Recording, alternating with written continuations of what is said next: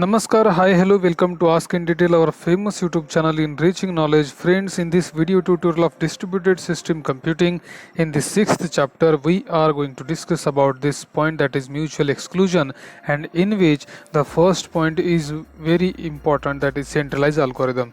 So let's start the video, friends.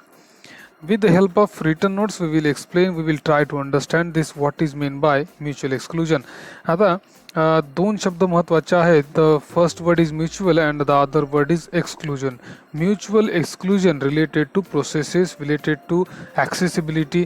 म्हणजे आता बऱ्याचशा प्रोसेस असतात. आपण ह्या नोट्स वाचण्याच्या आधी डायरेक्ट एक्झाम बघू आणि मग समजून घेऊ की नेमका प्रकार काय. बघा आता इथे काय दिसते तुम्हाला, या पहिल्या डायग्राम मध्ये बघा, ए मध्ये. ठीक आहे, इथे काय दिसते तुम्हाला की काही प्रोसेसेस आहेत. ठीक आहे, इथे 0 नंबरची प्रोसेस आहे, इथे 1 नंबरची आहे, त्यानंतर इथे 2 नंबरची आहे आणि इथे 3 नंबरची आहे. ठीक आहे, या 4 प्रोसेसमध्ये एका प्रोसेसला कोऑर्डिनेटर म्हणून नेमलं जाईल. कोऑर्डिनेटर म्हणजे काय, तर ताळमेळ ठेवणारी एक प्रोसेस. ठीक आहे, तर इथे 3 नंबरच्या प्रोसेसला कोऑर्डिनेटर म्हणून नेमलेले, आणि हेच कोऑर्डिनेशनचं काम जे आहे ते तिसऱ्या प्रोसेसचं सगळ्याच फिगरमध्ये सेम काम आहे. ठीक आहे, तर बऱ्याच वेळेला असं होतं की सगळ्या प्रोसेसला एकच सेम रिसोर्स वापरायचा असतो. तर आपण सध्या असं धरू की जे सगळ्यांना वापरण्याचा रिसोर्स आहे तो आहे 3 नंबर. उदाहरणार्थ असं धरू आपण की 3 नंबर हे प्रिंटर आहे, चला ठीक आहे, किंवा एखादा सर्व्हरचा डेटा आहे. ठीक आहे, आणि ह्या वरील 3ही प्रोसेसला, म्हणजे 0, 1 आणि 2 या 3ही प्रोसेसला ह्या 3 नंबरच्या प्रोसेसलाच वापरायचं आहे, ॲक्सेस करायचं आहे, त्यातील माहिती पाहिजे आहे. आता बघा, 1 नंबरने रिक्वेस्ट केली, आता सॉरी इथे 1 नंबरने रिक्वेस्ट केली आहे, लगेच त्याला रिप्लाय दिला ओके वापर. पण आता या वेळेला 0 आणि 2 या दोघांना ते परमिशन आहे का, तर नाही. तर का नाही मिळाली, ह्यालाच म्युच्युअल एक्सक्लुजन म्हणतात. एकाच वेळेला सगळे न येता काही वेळापुरतं बाकीच्यांना टाळून ज्याची रिक्वेस्ट आता आलेली आहे त्याला रिप्लाय देणे, त्याचं काम कंप्लीट झाल्यानंतर बाकीच्यांना रिप्लाय देणे. आता बघा, या सेकंड डायग्राममध्ये काय दिसते, सेकंड नंबरची रिक्वेस्ट आली, सेकंड नंबरला रिप्लाय दिला लगेच. ठीक आहे, किंवा रिप्लाय दिला की नाही म्हणून सध्या. ठीक आहे, आता हे कसं झालं, हे याच फिगरचं हे दुसरा पार्ट आहे. इथे काम चालू आहे पहिल्याचं, बरोबर आहे. मग अशा वेळेला सेकंडने रिक्वेस्ट पाठवली तर थर्ड प्रोसेसने, म्हणजे ही जे कोऑर्डिनेटर आहेत त्यांनी रिप्लाय पाठवला नो रिप्लाय, की आम्ही आता सध्या ॲक्सेस देऊ शकत नाही कारण दुसरी प्रोसेस जी आहे ती वापर करत आहे. मग तिसऱ्यामध्ये बघा, इथलं काम झालं, इथलं काम संपलं की आता इथे ओके म्हणून दिलेलं आहे, म्हणजे आता तुम्ही ॲक्सेस करू शकता ही माहिती. समजतं हे सगळं काय आहे, तर म्युच्युअल एक्सक्लुजन म्हणजे सहमतीने एकमेकांचं काम व्यवस्थित होऊ देण्यासाठी काही काळ एकमेकांना बाहेर ठेवणे.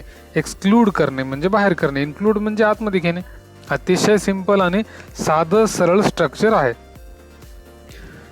तर चला आता बघूया तिथे नोट्सच्या सहाय्याने आपल्याला काय समजते. बघा आता इथे अतिशय सोपं आहे, मी जे बोललो तेच दिलेले. Fundamental to distributed system is the concurrency and collaboration. बरोबर आहे, कोलॅबोरेशन असणं अतिशय महत्त्वाचं आहे. कशामध्ये, तर अमंग मल्टिपल प्रोसेसेस, ह्या वेगवेगळ्या प्रोसेसेसमध्ये कोलॅबोरेशन पाहिजे.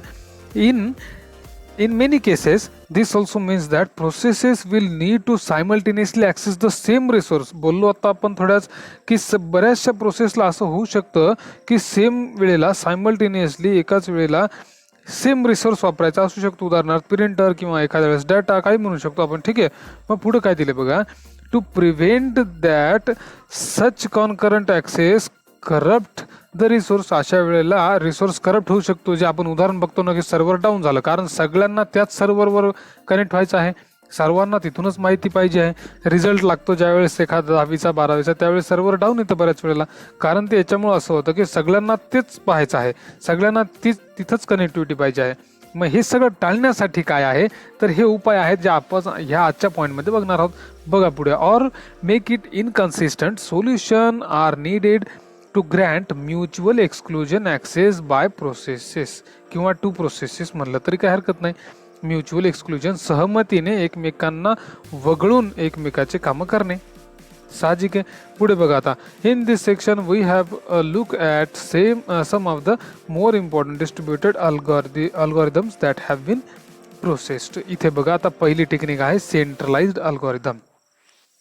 काय टेक्निक आहे डायग्राम मध्ये आधीच बघितले, पुन्हा एकदा बघा आता. The most straightforward way to achieve mutual exclusion in a distributed system is the simulate is to simulate how it is done in a one procedure system. बघा आता एक प्रोसिजर नेमलेली असेल जिला कोऑर्डिनेटर म्हणून नेमलं जातं. बघा इथे काय दिले, one process is elected as a coordinator. whenever a process wants to access a shared resource it sends a request message. बरोबर आहे, मेसेज पाठवला जातो कोणाला, to the coordinator stating which resource it want to access and asking for permission. आता जर एका वेळेला एकालाच permission असेल तर दुसऱ्याला त्या वेळेला मिळणार नाही. बघा आता पुढे काय दिलंय, if no other process is currently accessing. सध्या जर कोणी त्या रिसोर्सला वापरत नसेल तर त्याला परमिशन मिळणार. बघा currently accessing that resource the coordinator send back a reply and granting permission as shown in the figure. जे आपण आताच बघितली, पुन्हा बघणार आहोतच. when a reply arrives the requesting process can go ahead. जेव्हा एखाद्याला परमिशन मिळते त्यावेळेस मग त्याचं काम होतं. इथे सेकंडला परमिशन मिळाली तर ह्या मधल्या प्रोसेसचं काम चालू आहे. जेव्हा ह्या मधल्या प्रोसेसचं काम चालू असताना वनच्या म्हणजे ह्या प्रोसेसचं काम चालू असताना सेकंड रिक्वेस्ट केली तर त्यावेळेला त्याला काय म्हणून रिप्लाय दिला, नो रिप्लाय, सध्या परमिशन नाही. पण जेव्हा बघा इथे परमिशन दिली केव्हा, जेव्हा ह्या प्रोसेसचं काम कंप्लीट झालंय त्यावेळेस याला परमिशन दिली की येस ओके तुम्ही आता ॲक्सेस करू शकता डेटा. ठीक आहे, आता या तीनही डायग्राम बद्दल जे आपण बोललो तेच इथं सगळी थिअरी दिलेली आहे. बघा process 1 ask the coordinator for permission to access a shared network किंवा shared resource, permission is granted, लगेच भेटली. पण सेम टाइमला बघा process 2 then ask permission to access the same resource, the coordinator does not reply. कारण का, ते अवेलेबलच नाहीये. मग 3 नंबरला काय इथे बघा आता हे इथे 3 number C, when process 1 release the resource it tells the coordinator which then replies to 2. म्हणजे सेकंड प्रोसेसरला जेव्हा पहिल्याचं काम झालं तेव्हाच इथे बघा आता पहिल्या प्रोसेसचं काम झालंय त्यानंतर दुसऱ्या प्रोसेसला परमिशन मिळालेली आहे की आता तुम्ही वापरू शकता, ॲक्सेस करू शकता, रिसोर्स यूज करू शकता. So this is all about the mutual exclusion मधला सेंट्रलाइज अल्गोरिदम. त्यानंतर जे पॉईंट आपण पुढच्या व्हिडिओमध्ये बघणार आहोत. तर नीट व्यवस्थित पद्धतीने हे सगळे व्हिडिओ समजून घ्या आणि काही अडचण असल्यास विचारू शकता. आत्ताच मागच्या एका व्हिडिओला मुंबई युनिव्हर्सिटीमधील विद्यार्थ्यांचे सुद्धा काही रिप्लाय आलेले आहेत की सर खूप छान पद्धतीने आम्हाला पॉईंट समजलेला आहे, कोड मायग्रेशन या पॉईंटबद्दल रिप्लाय आला होता आपल्याला. तर तुम्ही सुद्धा व्यवस्थित या सगळ्याचा लाभ घ्यावा. धन्यवाद, बाय.